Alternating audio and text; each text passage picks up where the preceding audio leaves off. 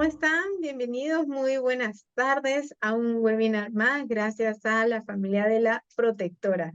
El día de hoy vamos a hablar del MMPOX, que es la viruela justamente del mono que ahorita está asustando a muchas personas. Y siempre es bueno tener a un doctor, a un médico, un profesional de la salud para que nos pueda absolver todas las dudas sobre esta nueva epidemia que se está dando, que está brotando. Para ello, contamos el día de hoy con la doctora Yani Ramírez Watanabe, quien es médico especialista en medicina de enfermedades infecciosas y tropicales. Labora actualmente en la Dirección Regional de Salud del Callao, a explicarnos un poquito, a resolver todas nuestras dudas sobre esta nueva epidemia que está brotando. Entonces, vamos a comenzar. Bueno, aquí les voy a mencionar, esta es una enfermedad viral, tiene una historia desde el 1958 que se aisló en unas colonias de monos en Dinamarca. Luego, el primer caso en humanos fue en un niño, ¿no? En el año 1970. Luego, en el año de 1980 tuvimos la erradicación de la viruela. Conforme iban pasando los años, en el año 2003 hubo un brote de viruela en Texas, en Estados Unidos. Luego vemos que en el África, en el año 2016, fueron notificados casos de viruela símica en varios países de África. Para que el año siguiente, en el año 2017, en Nigeria se produjo un brote de viruela, ¿no? Luego, en los años de 2018 al 2020, tuvimos varios casos a nivel de Estados Unidos, Israel y Singapur, ¿no? Y en el 2022 tuvimos una epidemia que también afectó a nuestro país, ¿no? Donde inició la viruela el mpox, ¿no? En 11 países. Aquí en el Perú tuvimos una primera alerta epidemiológica, ¿no? Que fue la alerta epidemiológica número 10, emitida el 10 de mayo del 2022, donde nos alertaban sobre la situación de la viruela símica en varios países del mundo. Aquí en esta alerta, ¿no? Señalan que el día 7 de mayo del 2022 se aisló el primer caso confirmado de mpox con antecedentes de un paciente que había viajado a Nigeria.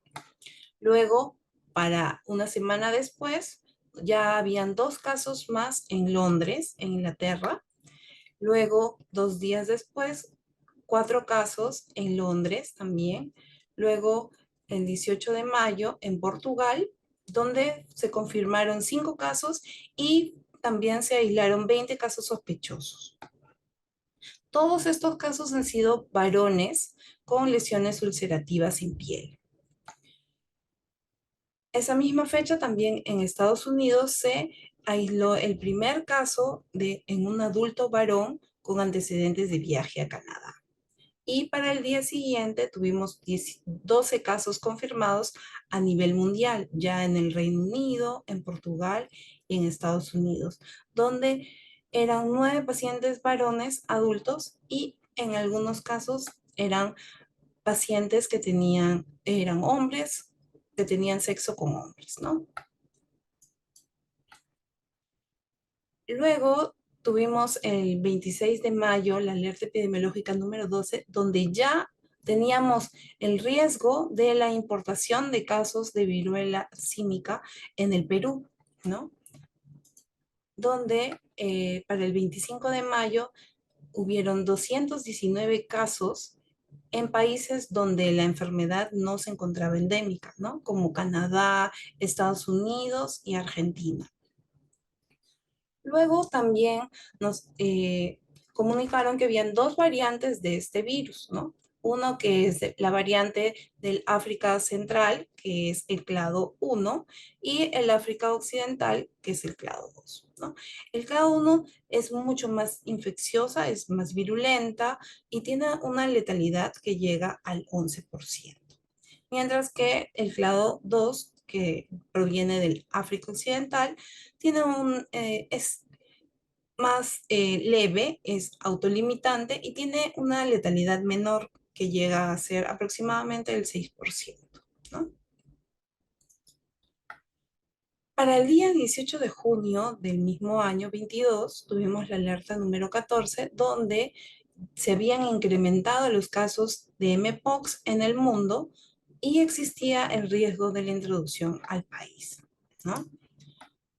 Ya para esta fecha, el 17 de junio, ya tuvimos 2.525 casos en 37 países donde antes no se había presentado la enfermedad, ¿no? Como Canadá, Brasil, México, Argentina, Venezuela, ¿no?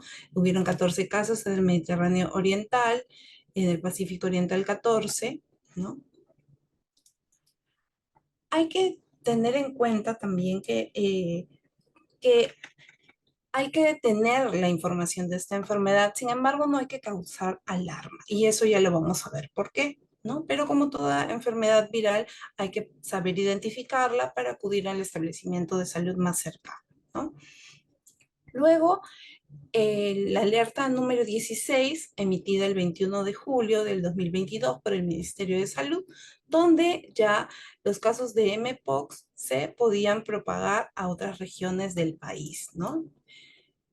El 30 de junio, ¿no? Se confirmaron 5.392 casos en 58 países, en Europa 4.549 casos, en América, como en Estados Unidos, Canadá, Brasil, México, Chile, Argentina, Colombia, en Perú tuvimos 3 casos hasta ese momento, Venezuela y Bahamas, sumando unas 738 casos en las Américas, 74 casos en África, 15 casos en el Mediterráneo Oriental y 14 casos en el Pacífico Occidental.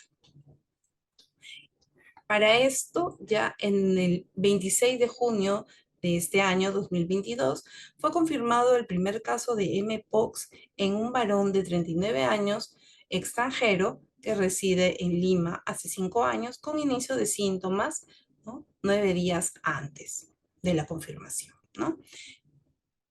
El paciente evolucionó estable y se le indicó aislamiento domiciliario. Para el 15 de julio, el Ministerio de Salud emitió la alerta número 17, donde se estaba presentando un incremento de los casos de Mpox en el Perú, llegando al 13 de julio a 11.082 casos confirmados a nivel mundial, ¿no? Y 64 casos confirmados al 15 de julio del 2022 en el país. Aquí tenemos, ¿no?, la alerta de riesgo de introducción del clado 1B del Mpox, que fue emitido el 15 de julio de este año, ¿no? Donde aquí vemos que se han presentado hasta la fecha 80 casos, ¿no? En el Callao, en Junín, en Ica, en Huánuco, en La Libertad, en Lambayeque y en Piura, ¿no? Aquí vamos a ver unos datos estadísticos. Estos se han encontrado en el Ministerio de Salud. Esta es la página del CDC, del Ministerio de Salud, donde hasta la semana epidemiológica 34, ¿no? Hasta el 24 de agosto de este año, hemos tenido 80 casos confirmados en el país de Mpox, ¿no?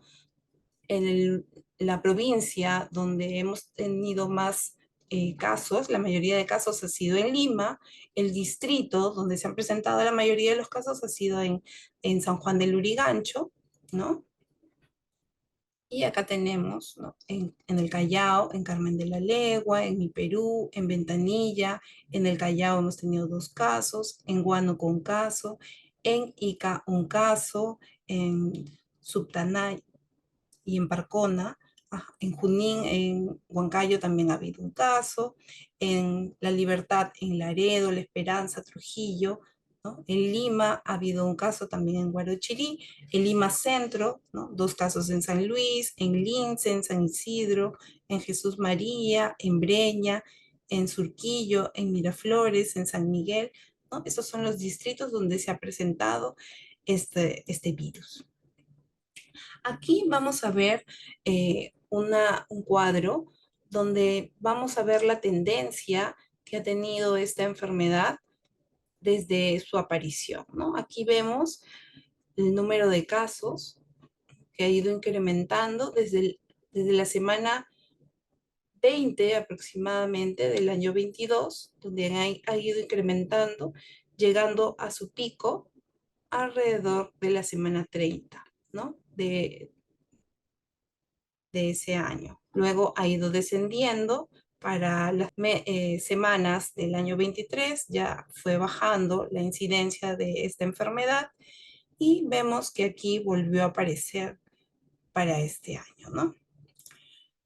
Aquí también tenemos la tendencia desde este año, desde enero, cómo ha ido en picos, ¿no? Hemos tenido aquí en la semana 16 un total de 6 casos en esa semana, ¿no? Con un acumulado de 80 casos, como les venía diciendo. Luego, la población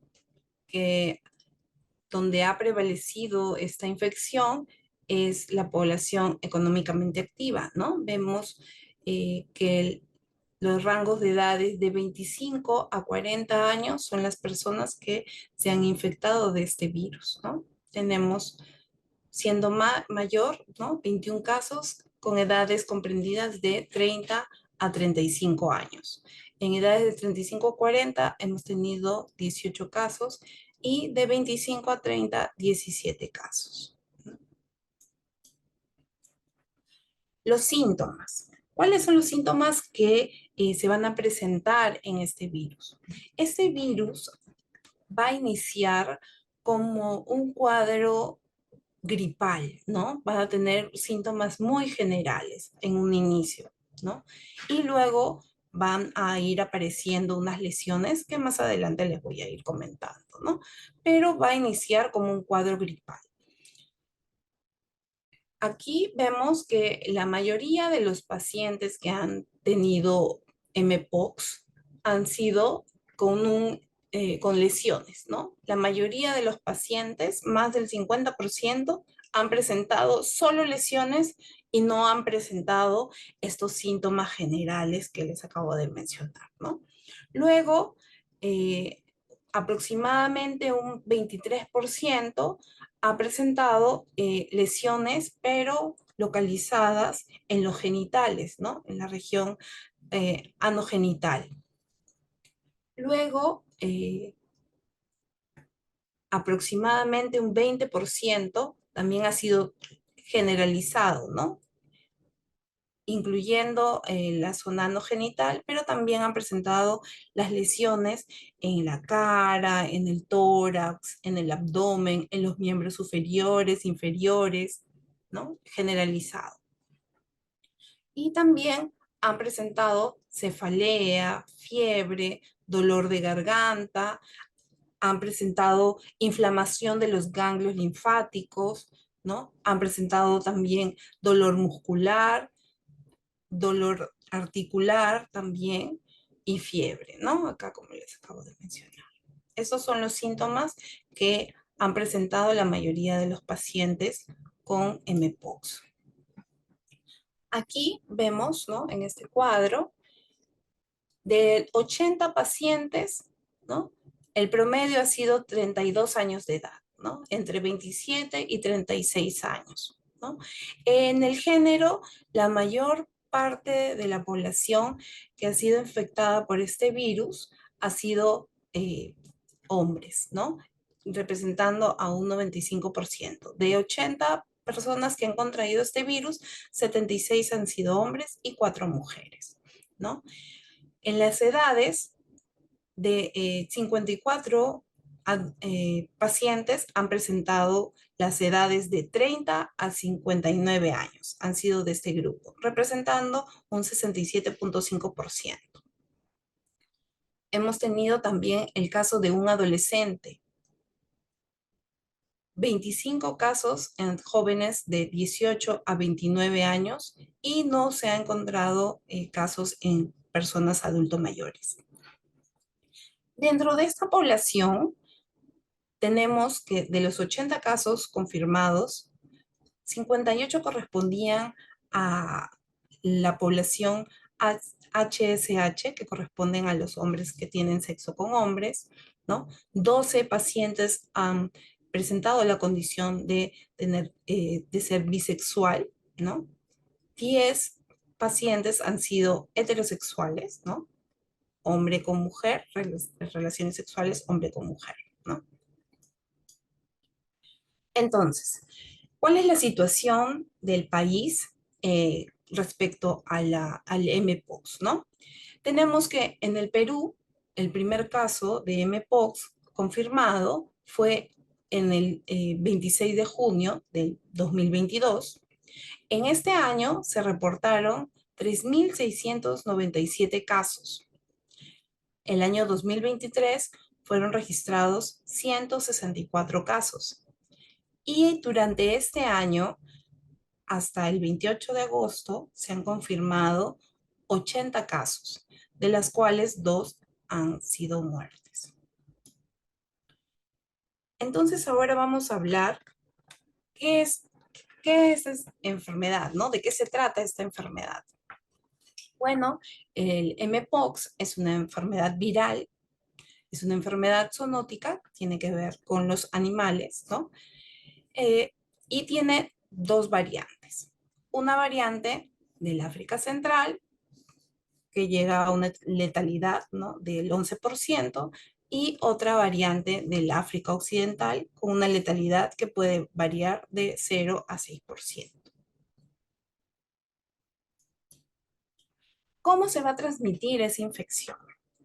Las enfermedades virales generalmente se transmiten por contacto directo, ¿no? Mediante sangre, mediante fluidos, mediante el contacto con las lesiones directas, ¿no? O las mucosas, las secreciones también, ¿no? Las secreciones ya sea de sangre, saliva, moco, ¿no? El contacto físico íntimo, ¿no? Los besos, las relaciones sexuales, los abrazos cuando hay contacto directo con las lesiones, ¿no? El contacto con los objetos y superficies contaminados. También existe ese contagio por esta vía, pero es menor. La mayoría de los pacientes que han sido diagnosticados con esta infección viral han sido por contacto directo y básicamente por las relaciones sexuales. También se habla de la transmisión por las gotas respiratorias, ¿no?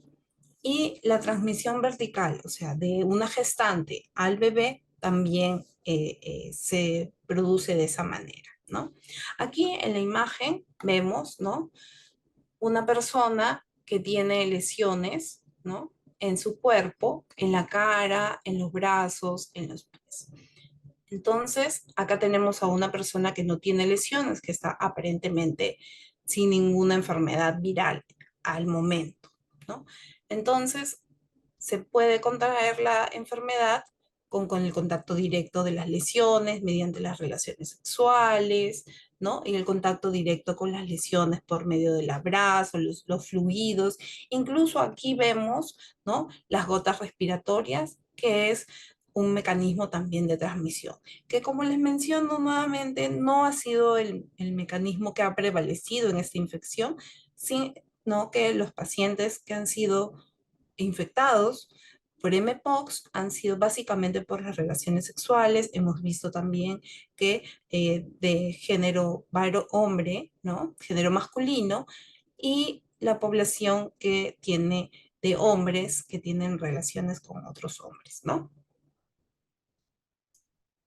Acá vemos también en esta figura la transmisión de una gestante al bebé, ¿no?, que también se puede producir. Básicamente, también cuando una mamá que está dando de lactar a su bebito, se le sugiere eh, no tener contacto con el bebé, no tanto por la leche, ¿no?, sino por las lesiones, por el contacto directo con las lesiones, ¿no?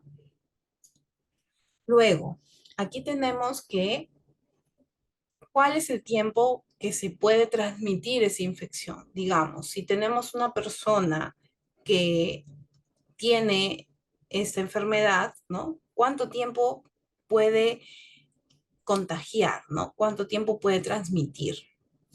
Entonces, una persona puede transmitir la enfermedad durante todo el tiempo desde el inicio de los síntomas, que son aproximadamente 5 días antes de que aparezcan las lesiones en la piel, hasta 21 días aproximadamente, que es el tiempo que donde terminan de caer las lesiones, las costras, que es la lesión final, ¿no? Terminan de caer las costras hasta que la piel se regenera totalmente. Tenemos entonces 5 días previos más 21 días de la lesión, aproximadamente unos 26 días que se va a contagiar, va a transmitir la enfermedad a otras personas, ¿no? ¿Cuál va a ser el periodo de incubación? Digamos, si hoy día una persona tuvo contacto, una persona aparentemente sana, tuvo contacto con una persona con este virus, puede pasar de 3 a 21 días hasta que aparezcan estos síntomas, ¿no? Desde el último contacto, ¿no? Digamos, si el contacto fue hoy día, yo puedo esperar a 3 a 21 días hasta que aparezca cualquier signo o síntoma, digamos, los síntomas iniciales que son fiebre, dolor de cabeza, resfrío, dolor de garganta, ganglios inflamados, ¿no? Yo puedo esperar de 3 a 21 días desde la última vez que vi a la persona con el diagnóstico del virus para que pueda ver yo si es que he empezado algún síntoma o aparición de lesiones, ¿no? Aquí lo que les comentaba, ¿no? Esta enfermedad, digamos, si acá tengo la exposición en el día cero, ¿no? Vamos a tener un periodo de incubación, ¿no? Donde vamos a tener la infección, pero no se está desarrollando la enfermedad, ¿no? Durante este periodo de 3 a 21 días. En este tiempo puede no aparecer nada y recién el día 21 puedo iniciar con estos síntomas, ¿no? Fiebre, dolor de cabeza, inflamación de los ganglios, dolor de espalda, fatiga, ¿no? Todos los síntomas que son generales parecidos a un resfrío, ¿no? Esto se llama el periodo de invasión, que, como les mencionaba, va a durar de 1 a 5 días en promedio antes de la aparición de las lesiones en la piel, ¿no? Tenemos que las lesiones van a empezar al inicio, van a ser como unas manchitas, ¿no? Que se llaman máculas. Son unas manchas rojizas, planas, ¿no? Que van a tener una duración de 1 a 2 días. Luego, la siguiente lesión va a cambiar a ser una pápula, que ya esa manchita ya se torna elevada, ¿no? A eso se llama pápula. Y también va a tener una duración de 1 o 2 días. Luego, esa lesión va a cambiar a ser una vesícula, una pequeña ampolla transparente, ¿no? Con contenido transparente y también va a tener una duración de 1 a 2 días. Luego, esa ampollita, esa vesícula, va a cambiar de color y ese líquido que nosotros hemos visto transparente en un inicio se torna blanco, opaco. Ese tiempo va a ser un poco más prolongado, de 5 a 7 días. Luego vamos a tener que esa lesión cambia y se forma como una úlcera, una costra, ¿no? Y estas lesiones van a durar entre 7 a 14 días en promedio y al finalizar este tiempo, ¿no? Nosotros tenemos que ver que el paciente ya no tenga ninguna lesión, ninguna costra, que las costras hayan caído y que haya regenerado completamente esa piel, ¿no? Para poder nosotros dar el alta, ¿no? Entonces tenemos aquí un aproximado de 21 días de erupción. Previo a esa erupción vamos a tener 5 días donde hay síntomas generales como de resfrío, ¿no? Y el tiempo que yo, que ha pasado para que yo haya tenido el último contacto con esta persona puede ser de 3 a 21 días, ¿no? Aquí nuevamente, ¿no? Tenemos los síntomas. ¿Cuándo sospechar que un paciente puede tener Mpox, ¿no? Una persona de cualquier edad que tenga lesiones, tanto en cara, en cuerpo o en genitales, ¿no? En cualquier parte del cuerpo es sospechoso de tener Mpox, ¿no? Que tenga signos de inflamación genital, rectal, que tenga sangrado, también es sospechoso de tener esta enfermedad. Y los síntomas previos a la aparición de la lesión, ¿no? Como fiebre, dolor de cabeza, ganglios inflamados, dolor de espaldas, dolor de cuerpo y dolor de garganta, ¿no? Entonces, cualquier persona de cualquier edad, de cualquier condición, que tenga una lesión en la piel y tenga signos de resfrío, sería un caso sospechoso de Mpox. ¿Qué persona tendría más probabilidad de tener esta enfermedad? ¿No? Lo mismo que en el caso anterior, ¿no? En el caso sospechoso, a que tenga lesiones en el cuerpo, que tenga signos de inflamación genital, que tenga síntomas de resfrío y además que haya tenido un contacto con un caso probable de Mpox en los 21 días previos, que ya dijimos que es el periodo de incubación de esta enfermedad, ¿no? ¿Quiénes van a tener mayor riesgo? Los pacientes HSH, ¿no? Hombres que tienen sexo con hombres. Personas que hayan tenido múltiples parejas sexuales en los días previos o parejas nuevas también eventuales los 21 días previos, que haya tenido contacto con material o con ropa, ¿no? O contacto cercano, ¿no? Digamos abrazos o haber tenido una larga conversación sin ninguna protección de barrera, con una mascarilla o con oculares, también podría ser un mecanismo de transmisión, ¿no? Pero ya dijimos que estos casos no han sido los más frecuentes, ¿no? Existe la posibilidad, pero no, la mayoría sigue siendo la transmisión por contacto directo y la transmisión sexual. Ya hablamos de la evolución de las lesiones, ¿no?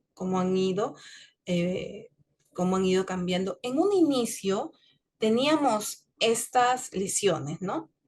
Estas lesiones, las manchitas, luego la pápula, las vesículas, pasaban a pústulas y luego a costras.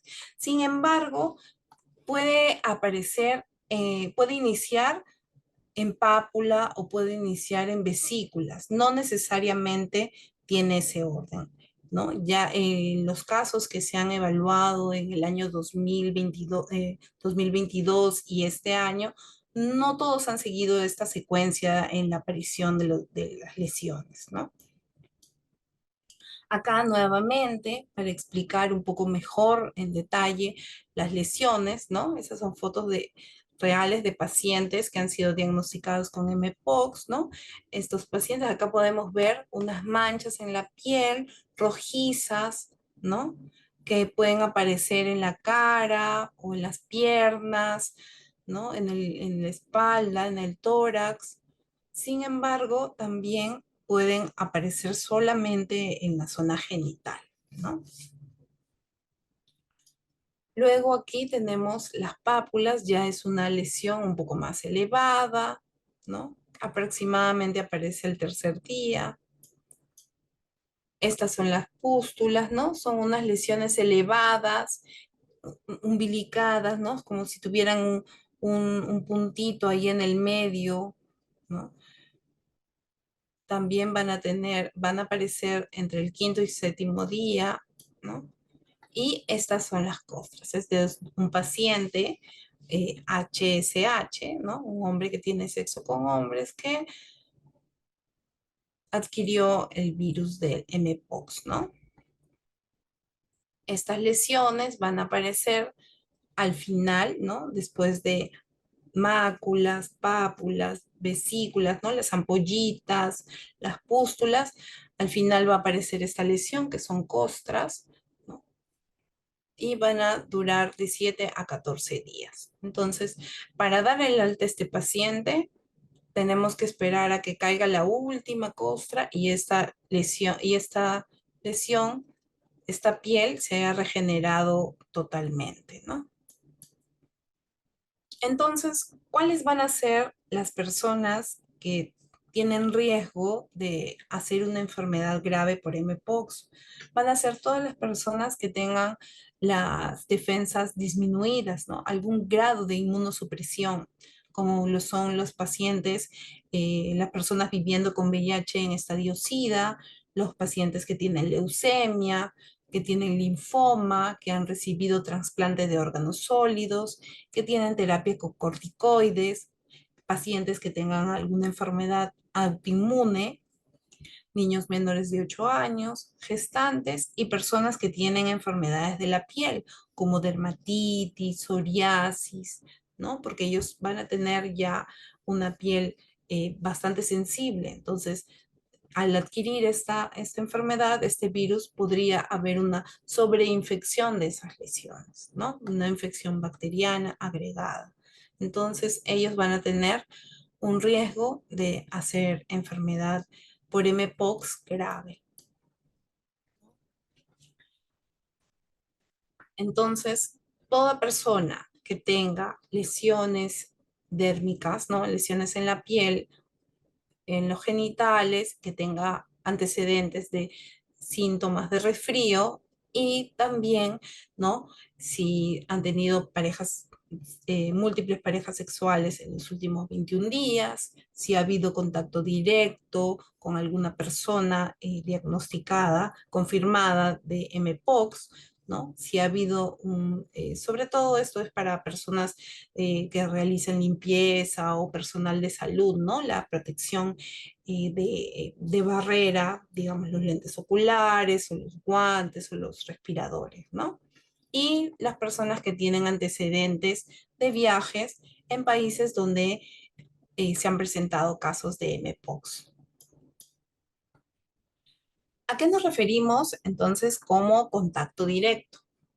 Una persona que ha estado expuesta, ¿no? A un caso probable o a un caso confirmado durante el periodo de transmisibilidad, que comprende desde la aparición de los síntomas generales que semejan a un resfrío, durante la aparición de las lesiones, hasta que caiga la última lesión, ¿no? Que son las costras, y haya regeneración total de la piel, ¿no? Durante este tiempo, si otra persona ha tenido contacto con piel, o con las mucosas, o con las lesiones, o los fluidos mediante contacto sexual, mediante la salpicadura de la saliva, hacia los ojos, hacia la cavidad oral de otra persona, y se ha tenido contacto sin guantes, ¿no? Ese es un contacto directo. Luego, contacto con materiales contaminados, esto va para el personal de salud, para el personal de limpieza, ¿no? Contacto directo con la ropa de cama o con las vendas, ¿no? Alguna venda que se haya utilizado en estos pacientes, ¿no? Sin uso de protección ocular o respiratoria y de guantes, ¿no? Entonces, eso vendría a ser un contacto directo. Entonces, ¿cuáles serían las recomendaciones? Primero, ante cualquier caso sospechoso de persona que tenga esos síntomas generales de resfrío y la aparición de cualquier lesión dérmica, primero acudir a su establecimiento de salud más cercano, ¿no? Tener en cuenta que podemos tener nuestro periodo de incubación que varía de 3 a 5 a 21 días, ¿no? Entre 3 a 21 días vamos a tener el periodo de incubación y entre 5 días previos a 21 días aproximadamente, se cuenta el tiempo de las lesiones, pero va a ser siempre y cuando ya no tenga ninguna lesión y haya regeneración de la piel. Durante este periodo, la persona va a transmitir, ¿no?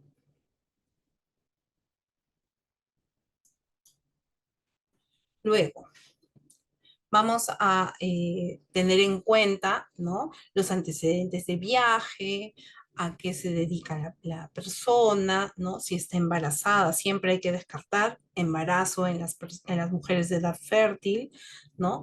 Hay que ver también las enfermedades preexistentes, ¿no?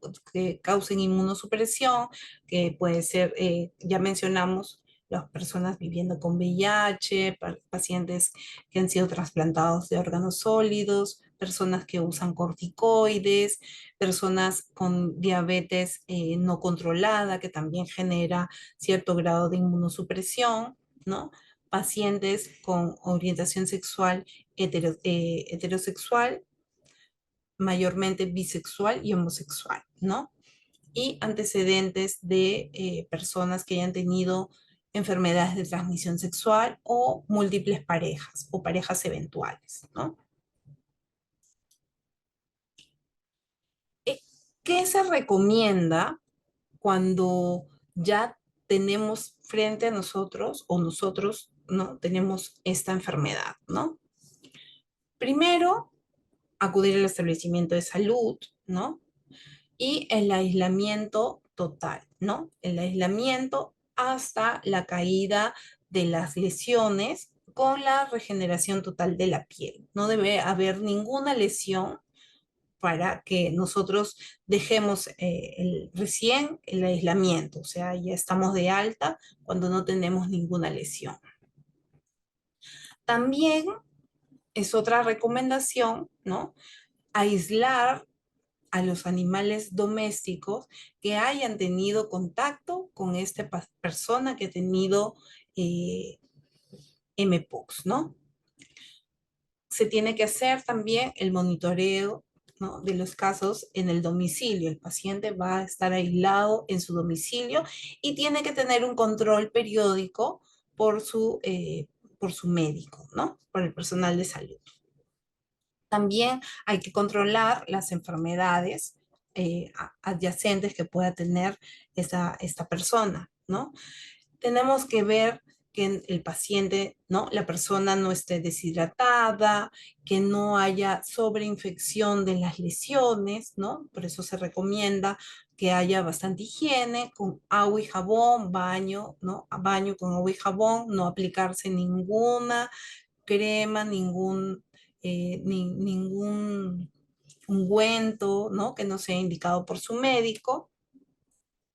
Hay que ver también el estado general, ¿no? Si el paciente está desorientado, si está cursando con alguna alteración del sistema nervioso, ¿no? Y también verificar los procesos respiratorios, ¿no? Acudir a su establecimiento de salud de inmediato, ¿no? Cuando tenga alguna de estas lesiones. Con respecto a la transmisión de las mascotas, ¿no? También se recomienda, ¿no? Evitar el contacto con las mascotas durante este periodo de transmisibilidad. Tanto va a ser la protección para las demás personas, ¿no? El aislamiento para las demás personas y para las mascotas. Hay que también observar a este animal durante el periodo de incubación, que viene a ser hasta 21 días después del último contacto con la persona diagnosticada, ¿no? Evaluar también en su mascota si es que tiene letargo, si hay falta de apetito, si hay tos, ¿no? Si hay secreción nasal, fiebre o si tiene alguna lesión en el cuerpo, ¿no? Si la mascota tiene alguna lesión, inmediatamente se debe notificar a su establecimiento de salud y también a su veterinario, ¿no? Para que pueda dar las indicaciones del caso. Hay otra cosa también, ¿no? No solamente se va a monitorear a la persona que ha sido diagnosticada con caso sospechoso o con caso confirmado, ¿no? Sino también a las personas que han estado en contacto con estos pacientes, ¿no? Entonces, las personas que han estado en contacto tienen que estar también, tienen que ser monitoreadas, como con el control de la temperatura, 2 veces al día como mínimo. Estas personas también tienen que tener un aislamiento moderado, o sea, evitando el contacto con niños, con mujeres embarazadas, con personas que tengan algún grado de inmunosupresión y también con animales, o sea, que son el grupo de riesgo, ¿no? También se recomienda que estas personas que hayan tenido contacto con este caso no realicen viajes, que no participen en eventos masivos, conciertos, fiestas, ¿no? Discotecas. Y también se recomienda no tener relaciones sexuales durante este periodo de seguimiento. Esto es muy importante, ¿no? Recalcar, porque cuando una persona no tiene ningún síntoma, no tiene ninguna lesión, podría minimizar esto y de esa manera poder transmitir a otras personas el virus, ¿no? Acá en el país contamos con una vacuna que es la Jynneos, ¿no? Es una vacuna de tercera generación que está aprobada por la FDA, ¿no? Para prevenir, no para prevenir la infección, sino para prevenir sus formas graves, ¿no? Entonces aquí tenemos que esta vacuna se aplica en 2 dosis, el día 0 y luego a las 4 semanas por vía intradérmica, ¿no? Los efectos secundarios se han presentado, son pocos, que son inflamación en el lugar de la inyección, enrojecimiento que cede en pocos días. ¿Ya? Es importante recalcar que estas vacunas solamente van a estar indicadas para las poblaciones de riesgo, ¿no? Sobre todo las personas eh, viviendo con VIH en estadio SIDA o pacientes que estén muy inmunocomprometidos. Ellos van a estar indicados para recibir esta vacuna, porque lamentablemente en el país no hay esta vacuna, ¿no? De manera, no existe esta vacuna como para vacunar a la población de manera masiva, ¿no? Aquí vemos que está dirigida actualmente para las personas que viven con VIH en estadio SIDA, ¿no? Personas con VIH que no están recibiendo targa, hombres que tengan sexo con hombres, mujeres transgénero, trabajadores sexuales y personas que viven con VIH, ¿no? Es muy pronto para hablar de secuelas realmente, porque es una enfermedad que tiene poco tiempo, ¿no? Sin embargo, las complicaciones que se han presentado han sido agudas, ¿no? Digamos, sobreinfección de las lesiones, ¿no? Sobreinfección bacteriana local de las lesiones. Sí es importante también recalcar que pueden existir otras complicaciones, ¿no? Como una encefalitis que puede ser transmitida por medio de la mucosa o por vía de la sangre, ¿no? Pero no se ha reportado complicaciones más allá de ello. Incluso los pacientes que he podido ver con esta infección no han tenido mayor secuela, ¿no? Han terminado su enfermedad, ¿no? Con la caída de las lesiones, la regeneración total de la piel y no han tenido mayor complicación, ¿no? La mayoría, como hemos visto, la mayoría ha presentado solo lesiones dérmicas, no han tenido mucha fiebre, no han tenido mucho malestar, ¿no? Básicamente ha predominado la presencia de las lesiones en la piel, ¿no? si esas lesiones producen picazón, pero se recomienda no tocarse, ¿no? Una, porque vamos a propagar el virus en las manos, ¿no? Acuérdense que va a aparecer la lesión por contacto directo, ¿no? Se recomienda el baño con agua y jabón y no colocarse ningún ungüento ni nada. En algunos pacientes podría servir el uso de antihistamínicos, pero siempre bajo la prescripción médica.